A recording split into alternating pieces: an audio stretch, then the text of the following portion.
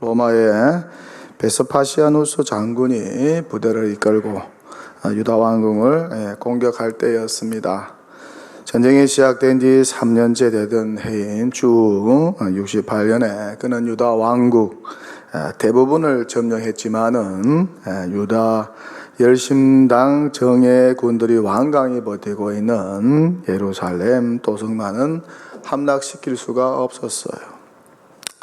그러자 베스파시아누스 장군은 예루살렘 도성을 포위하고 주민들이 굶주려 항복하기만을 기다렸습니다.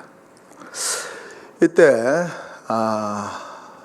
많은 백성들의 존경을 한몸에 받고 있던 랍비 요하난 벤 자카이가 강경파인 열심당을 설득하여 우리 유대 민족의 미래를 위하여 항복하자 그렇게 제안을 했습니다. 그러나 거절을 당했습니다. 이에 그는 유대 민족이 멸망하지 않고 영원히 살아남는 길을 골똘히 생각한 끝에 마침내 길은 하나밖에 없다는 생각에 이르게 되었습니다. 그는 유대 민족이 역사의 무대에서 사라지는 것을 막기 위해서 그 자신이 직접 로마군 사령관 베스파시아누스를 만나서 그와 모종의 타협을 해야 하겠다고 하는 생각을 하게 됩니다. 당시 포위되어 있던 예루살렘은 아비규환이었고 하루에도 수천 명씩 굶으면서 죽어갔고 흑사병이 돌고 있었습니다. 그렇게 사람들은 굶주림과 질병으로 하루에도 수많은 사람들이 죽어나갔습니다. 그리고 그 누구도 예루살렘 도성 밖을 떠날 수가 없었습니다. 랍비 요하난 벤 자카이는 자신의 확신을 제자들에게 설명하고 함께 탈출하자, 함께 탈출할 계획을 짜게 됩니다. 제자들은 길거리로 나가서 옷을 찢으면서 슬픈 목소리로 위대한 랍비 요하난 벤 자카이가 죽었다. 벤 자카이가 죽었다. 흑사병에 걸려 죽었다고 울부짖었습니다. 그렇게 장례가 일어났다고 가장을 한 것입니다. 그들은 열심당원들에게도 존경받는 랍비의 시체를 도심 외곽에 매장하여 도시의 전염병인 흑사병이 돌지 않게 해달라고 청하여 허락을 받아내었습니다. 결국 제자들은 장례식을 가장하여서 랍비가 든 봉인된 관을 메고 예루살렘을 빠져나와서 로마군 사령관 베스파시아누스 장군을 막사에서 그가 만날 수 있게 되었습니다. 랍비 요하난 벤 자카이는 베스파시아누스 장군을 만나서 당신은 머지않아 로마의 황제가 될 것이다 고 예언을 합니다. 그러면서 당신이 황제가 되면 자신들이 예루살렘 근처에서 유대 경전을 공부할 수 있는 조그만 학교를 허락해 달라고 요청합니다. 그리고 예루살렘 도성은 멀지 않아 망하게 될 것이라고 이야기를 덧붙였습니다. 베스파시아누스는 자기가 로마의 황제가 될 것이라는 이 랍비 예언에 놀랐지만은 예언이 만약에 이루어지면은 호의를 베풀겠다고 그렇게 약속합니다. 그리고 얼마 후에 예루살렘은 멸망합니다. 가톤의 로마 황제 네로가 자살을 합니다. 그 뒤 3명의 정치 군인들이 로마 왕위에 올랐지만은 모두 몇 달 만에 다 살해되었습니다. 바로 이때 유대 원정군 사령관 베스파시아누스가 군대에 의해서 새로운 황제로 추대가 되고 서기 69년 로마 원로원이 그의 즉위를 허락합니다. 베스파시아누스는 랍비 요하난 벤 자카이의 예언이 성취된 것에 대해서 놀라지 않을 수가 없었어요. 황제에 즉위한 베스파시아누스는 후임 사령관인 그의 아들 티투스에게 약속을 지키도록 명령합니다. 파멸된 예루살렘에서 가까운 도시에 유대 학교 예시바를 세우도록 허락을 하라. 랍비 요하난 벤 자카이는 바리세파를 이끌고 텔아비브 남동쪽 약 20km 지점에 위치한 야브네라는 도시로 가서 그곳에 율법 중심의 유대교를 재건하고 그곳에 율법 학교를 세웠습니다. 토라야를 가르쳐 매년 소수의 랍비를 길러내어서 유럽 각지로 흩어진 유대인 마을에 보냈습니다. 그들은 거기서 시나고그, 유대인 회당을 세우고 유대인들에게 토라, 하나님의 율법의 말씀인 토라와 이 토라의 해석서인 탈무드를 가르쳤습니다. 이것이 전쟁으로 패망한 유대인들의 생존의 중심적인 역할을 하게 되었습니다. 유대인에게 교육은 곧 신앙입니다. 전부라고 할 수가 있어요. 랍비 요하난 벤 자카이는 나라는 비록 망해서 없어졌지만은 율법 학교인 예시바를 통해서 유대교와 그 전통이 전승되기만 한다면은 유대 민족은 역사에서 살아남을 수 있다고 생각한 것입니다. 민족을 살려낼 교육을 절망적인 상황에서도 기적처럼 지켜낸 것이죠. 유대인들은 나라를 잃고 2000년 가까이 뿔뿔이 흩어져서 떠돌이 생활을 했습니다. 그럼에도 불구하고 이들은 민족적 동질성을 잃어버리지 않았어요. 이 비결은 무엇일까? 이것은 교육의 힘이었습니다. 역사에서 사라질 뻔한 민족을 구해낸 한 위대한 학자 랍비 요하난 벤 자카이의 지혜와 그의 해안과 헌신 덕분에 유대민족은 살아남아 비록 소수지만 전 세계에 지대한 영향을 지금도 미치고 있고 앞으로도 미칠 것입니다. 지금까지 유대인 노벨상 수상자만 해도 200명이 넘는다고 하죠.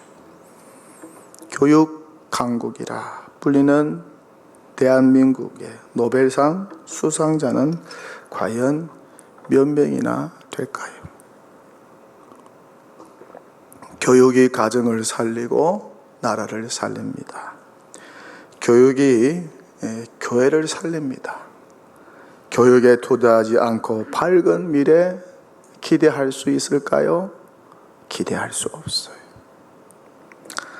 오늘 성경 말씀은 더 이상의 설명이 필요 없는 성경 말씀입니다. 어떻게 보면 저보다 여러분이 더 잘 아는 말씀이라 할 수가 있어요. 성경의 교육 헌장이라 해도 될 만큼 중요한 성경의 교육 선언이고 특별하게 쉐마 본문으로 잘 알려져 있습니다. 쉐마라는 단어는 히브리어로 들어라, listen, 들어라라고 하는 뜻이죠. 그래서 이 본문의 시작은 쉐마로 시작합니다. 쉐마 이스라엘. 이스라엘아 들어라. 여호와는 유일한 하나님이시니 너는 마음을 다하고 힘을 다하여 내 하나님 여호와를 사랑하라. 오늘 내가 내게 명하는 이 말씀을 너는 마음에 새기고 내 자녀에게 부지런히 가르치라. 내 자녀에게 부지런히 가르치라. 우리 기성 신자들이 제일 죄책감을 가지게 만드는 구절이죠. 자녀들에게 여호와의 말씀을 부지런히 가르치라. 여러분 자녀들에게 여호와의 말씀을 부지런히 가르치셨죠? 지금도 가르치고 있죠? 어떠세요? 집에 앉았을 때든지 길을 갈 때든지 누워 있을 때든지 일어날 때든지 이 말씀을 강론하라, 가르치라. 너는 또 그것을 내 손목에 매여 기호로 삼으며 내 미간에 붙여 표로 삼으라. 또 내 집 문설주와 바깥문에 기록할지니라. 모세가 약속의 땅 가나안에 입성하는 그의 후손들에게 출애굽 광야 2세들에게 모압 땅에서 전한 여호와의 말씀이요 명령이었습니다. 여호와의 말씀을 사랑하라. 가나안 땅에 입성해서도 여호와의 말씀대로 행하라. 이 여호와의 말씀을 특별하게 너희 자녀들에게 가르치라, 교육하라. 이 여호와의 말씀을 너희 자녀들이 배워서 또 그 자녀들에게 가르치도록 하라, 교육하도록 하라고 하는 말씀입니다. 결국 이 쉐마 교육이 유대민족을 구한 것이죠.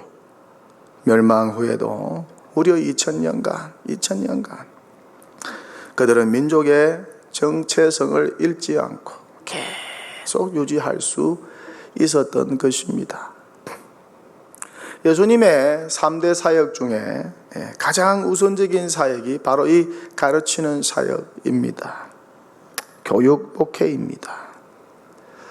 예수님은 3년 동안 이 가르치는 사역에 올인하셨어요. 그래서 12제자를 뽑아서 그렇게 사활을 걸었던 것이죠. 130년 전에 우리나라에 들어온 선교사님들도 이 교육 사업에 전력했습니다. 그래서 무엇을 세웠죠? 학교를 세웠어요. 학교를 통해 복음을 전하고 하나님 말씀을 가르쳤습니다. 가르치는 사역을 우선적으로, 교육 사업과 교육 사역을 우리 조선 땅에 들어온 선교사님들이 우선적으로 했기 때문에 오늘날 부흥하는 한국 교회, 선교의 강국이 된 한국 교회가 있게 된 것입니다. 특별히 다음 세대 교육의 주역이 될 우리 교회 주일학교를 위하여 우리 기성세대들이, 기성신자들이 전적으로 투자해야 합니다. 이 교육에 올인을 해야 돼요. 이것이 우리 교회가 미래에도 생존하고 살아남는 길입니다. 100주년 후에도, 여러분 이제 100주년 얼마 안 남았잖아요. 올해가 67주년이지만 몇 년 더 남았어요? 30 몇 년? 33년 있으면 동독의 100주년 기념 예배를 드릴 겁니다. 그때까지 여러분 다 생존해 계시기를 축원합니다. 저도 뭐 살아 있으려고 몸부림하면 쳐보려고 살아있을 수도 있겠죠. 안 그렇습니까? 33년 뒤인데 살아있을 수도 있어요. 100주년, 동독교회 100주년 후에도 우리 교회가 든든하게 세워질 수 있는 길, 그 방법, 그 방향이 뭐냐? 교육 목회라는 거예요. 주일학교를 살려내는 길이라는 것입니다. 저희 남은 목회 기간을 이 다음 세대 교육, 주일학교 교육에 투자하고 전력하고 주력할 것입니다. 교육부서가 살아야 우리 교회 미래가 있죠. 교회의 다음 세대가 있을 수 있는 것 아니겠어요? 이를 위해 재정도 인력도 모든 하드웨어와 공간과 환경도 전적으로 교육에 투자해야 합니다. 이것이 교회 미래의 해답인 것이죠. 누가 여기에 돌을 달겠어요? 누가 여기에 돌을 달겠어요?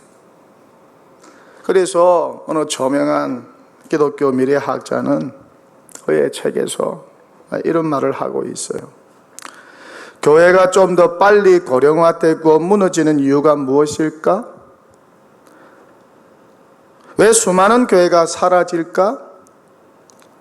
젊은이들은 없고 지금 있는 성도들은 나이 들어 소천하니까 교회가 무너진다.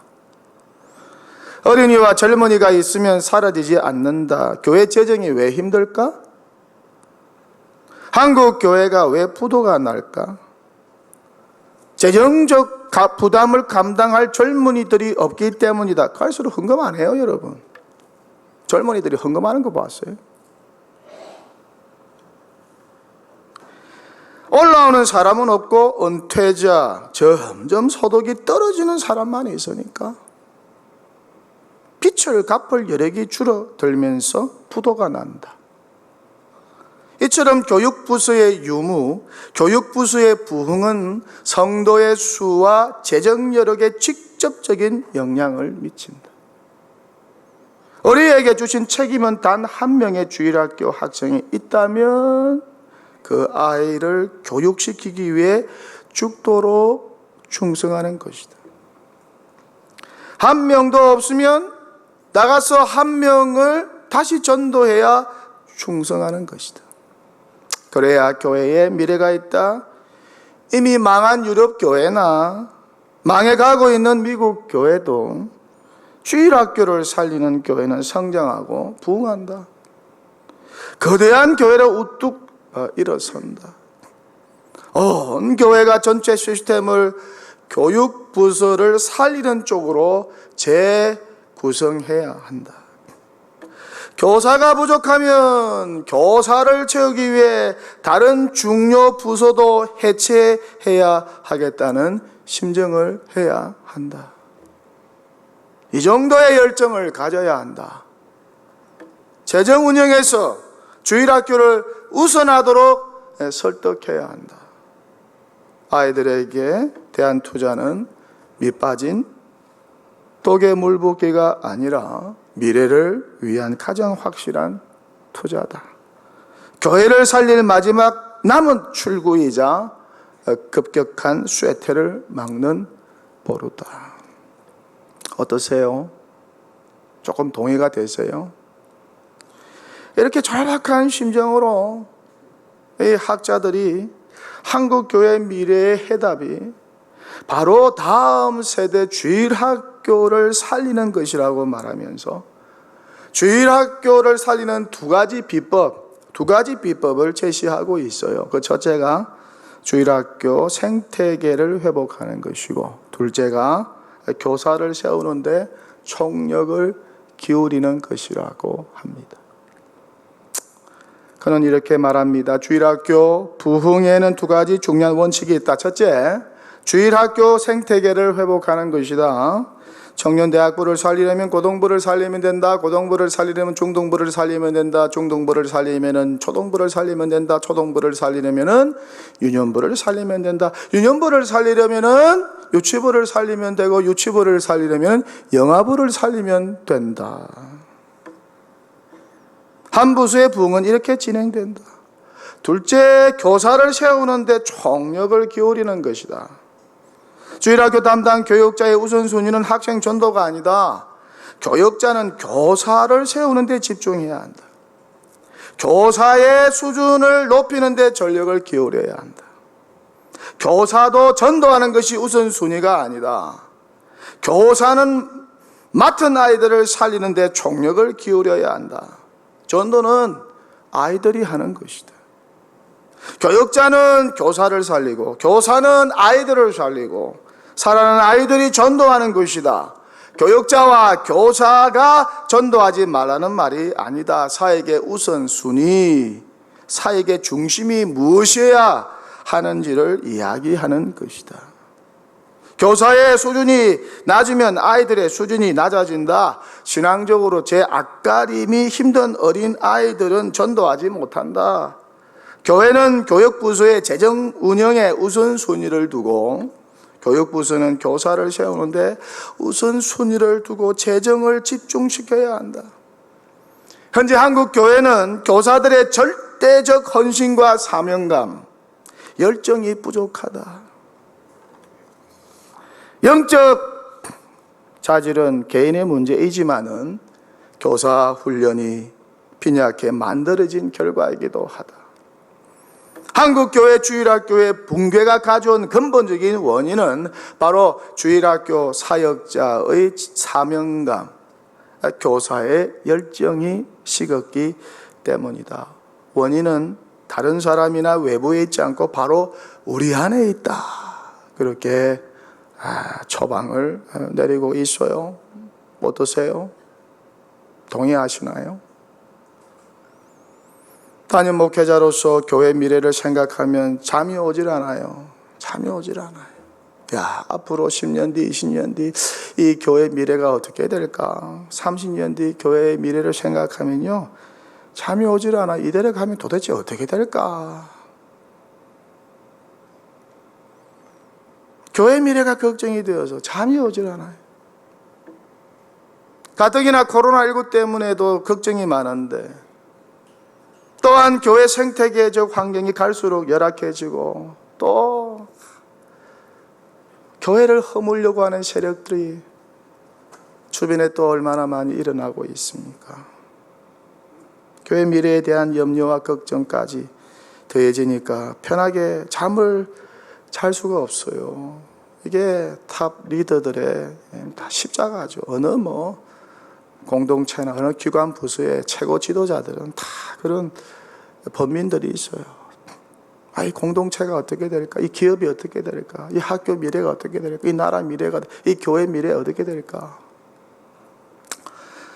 무엇보다 교육 환경을 바라보면 너무 답답해요. 답답해. 여러분 안 답답하세요? 좋은 교육 환경 속에 있는 교회들을 바라보면 너무 부러워. 솔직한 제 심정입니다. 지난 주중에도 차를 몰고 가는데 큰 도로변에 환경이 아주 좋은 곳에 교회가 있고 교육관이 멋지게 이렇게 세워져 있는 것을 보았습니다. 그쪽으로 눈길이 가는 거예요. 근데 마침 신호등이 빨간 불이라서 차가 섰어요. 차 안에 앉았어요. 기다리면서 물끄러미 그냥 그 교회만 쳐다본 거예요. 야, 참 좋다. 저런 환경과 시설에서 우리 주일학교 학생들이 자라면 얼마나 좋을까. 왜 동도교회는 계속 시장통에 머물러 있어야 되냐. 주변 환경은 갈수록 열악하고 참 부럽다.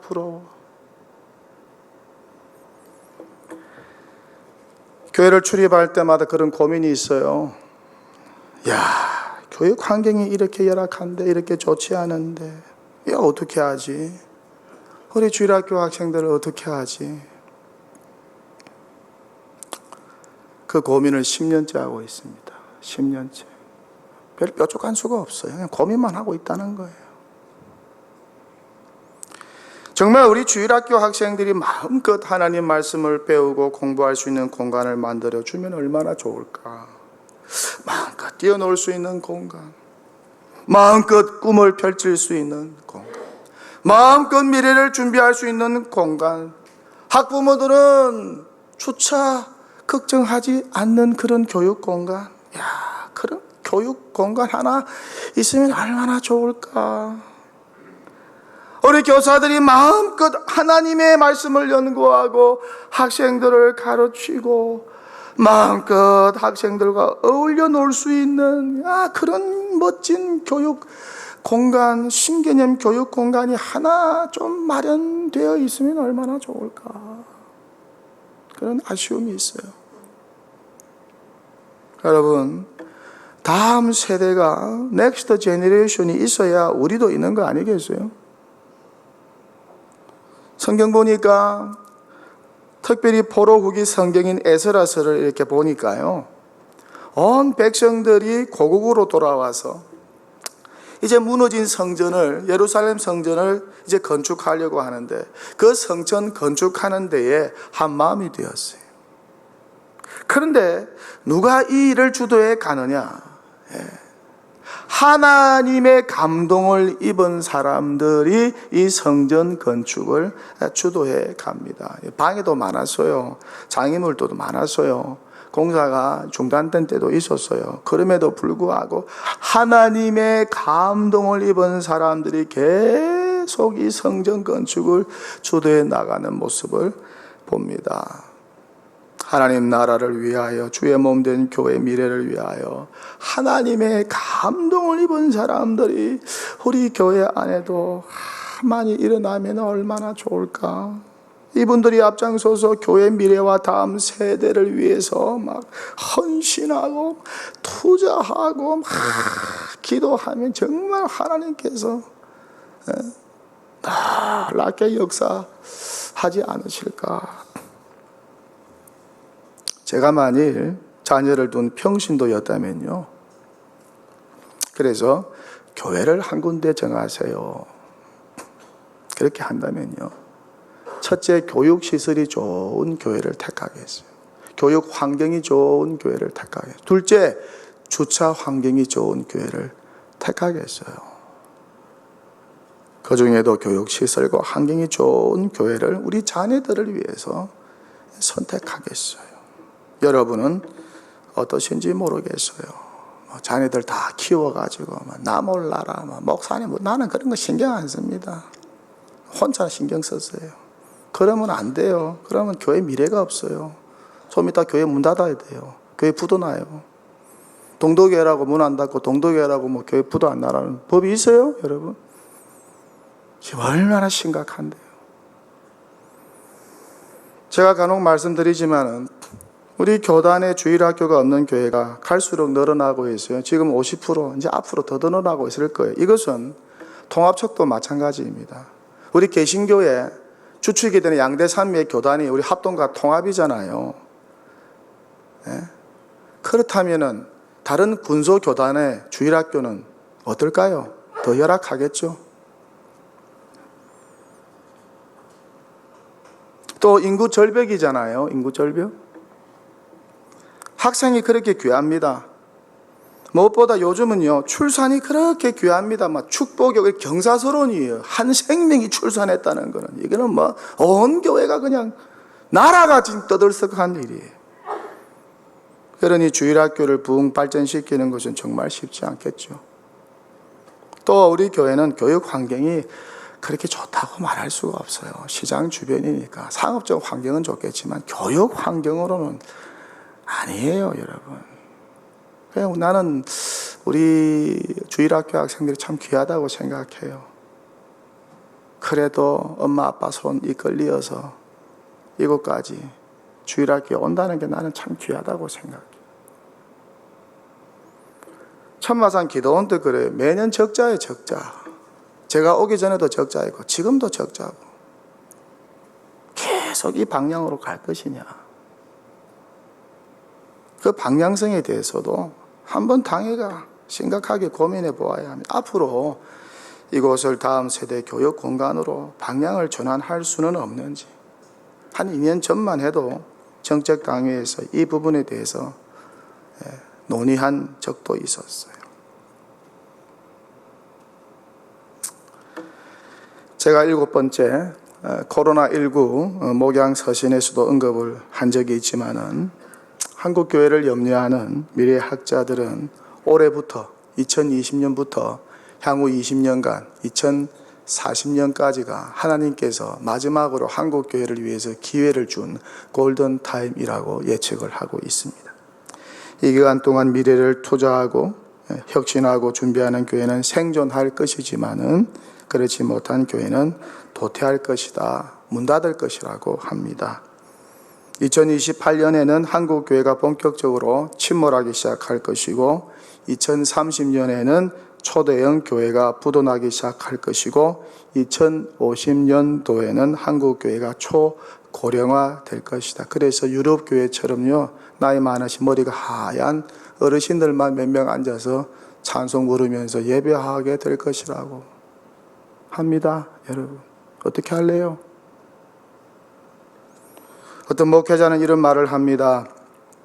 유럽 교회는 몰락했고 미국 교회는 몰락해 가는 중이고 한국 교회는 몰락하기 시작했다. 유럽 교회가 이런 평가를 받는 데는 500년이 걸렸다. 미국 교회는 300년이 걸렸다. 그런데 한국 교회는 100년밖에 되지 않았다. 자연적 성장 쇠퇴의 패턴을 고려해 볼 때 한국 교회는 최소 100년 더 빨리 쇠퇴기를 맞이하게 되었다.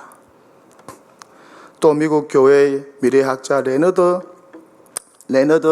스윗 교수가 언급한 네 종류의 교회, 제가 몇 번 여러분에게 설교 시간에 말씀드렸잖아요. 네 종류의 교회가 있다고 말씀드렸어요. 우리 교회는 벌써 메인터넌스 처치, 유지 보수하는 교회로 접어들었어요, 여러분. 낡은 교회 건물 보수하고 고치고 수리하고 교체하는 급 얼마나 많은지 몰라요. 이 일에 재정이 얼마나 많이 투입이 되는지 몰라요. 천마산 기도원도 마찬가지예요, 여러분. 그래서 미래를 생각하면 막 답답하고 그냥 암울해요. 야, 남은 목회, 교회 건물 유지하고 수리만 하다가 끝나야 하는가. 이것도 내가 해야 될 일이라면 감당해야 되겠지만 참 답답해요. 교회 미래의 중심은 다음 세대입니다. 넥스트 제너레이션이에요. 주일학교 교육입니다. 이 교육에 대한 전적인 투자와 혁신이 필요한 때입니다. 신개념 교육공간 창출이 그 출발선상이 되면 얼마나 좋을까, 나름 목회적 처방을 내려봅니다. 우리 기성세대 신자가 다음 세대를 위한 하늘에 쏘고지는 미랄이 되어야 하지 않을까. 랍비 요한한 벤 자카이와 같은 의식이 있고 해안이 있고 믿음 있는 신앙인들, 교회 미래를 위하여 염려하고 걱정하는 교회 내 재직들과 지도자들이 우리 안에 많이 일어나야 하지 않을까.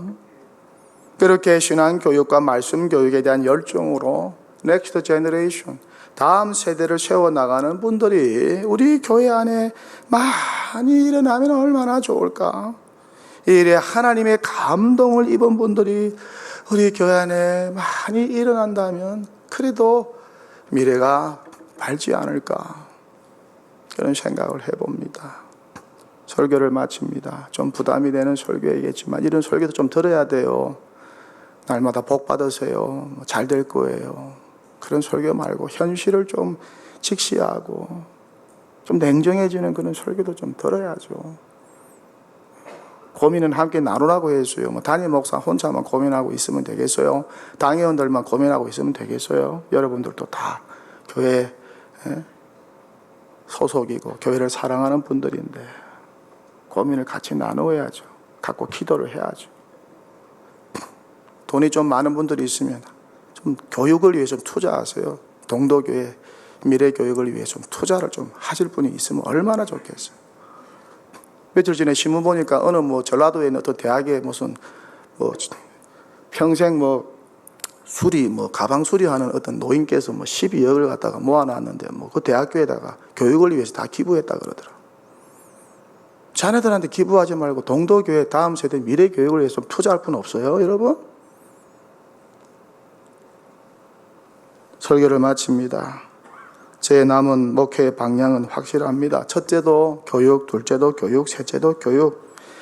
예수님이 지향하신 가르치는 목회입니다. 이 교육 목회는 주일학교를 살리는 것이고 다음 세대를 위해 전적으로 준비하고 투자하는 것입니다.